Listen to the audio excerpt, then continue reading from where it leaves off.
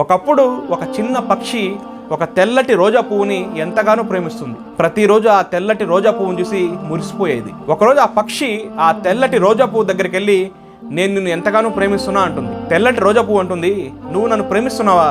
అయితే నేను ఎర్ర రంగులోకి మారినంత వరకు నేను నిన్ను ప్రేమించను అంటుంది. ఆ పక్షి చాలా బాధపడుతుంది. ఎలాగైనా తన ప్రేమను నిరూపించుకోవాలనుకుంటుంది. ఆ పక్షి ఆ తెల్లటి రోజా పువ్వు మీద కూర్చుంటుంది. ఆ తెల్లటి రోజా పువ్వుకున్న ముళ్ళులు ఆ పక్షి గుచ్చుకుంటాయి.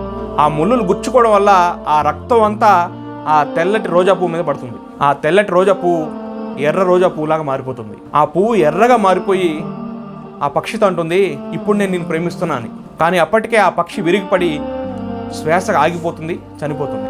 ఆమె ప్రేమ అర్థం చేసుకునే సమయానికి ఆ పక్షి లేదు. ఈ రోజుల్లో చాలా ప్రేమలు ఇలాగే ఉన్నాయి. మనిషి ఉన్నప్పుడు దాని విలువ అర్థం చేసుకోరు, చనిపోయిన తర్వాత ఏడుస్తుంటారు. ప్రేమ స్వార్థం అయిపోయింది. ఏదన్నా వాళ్ళకి ఇస్తేనే తిరిగి ప్రేమిస్తారు. నిజమైన ప్రేమను అర్థం చేసుకోండి, బలి పశువులాగా మారకండి. నేను చెప్పింది కరెక్టా కదా? కామెంట్ చేయండి, ఈ వీడియో లైక్ చేయండి, షేర్ చేయండి.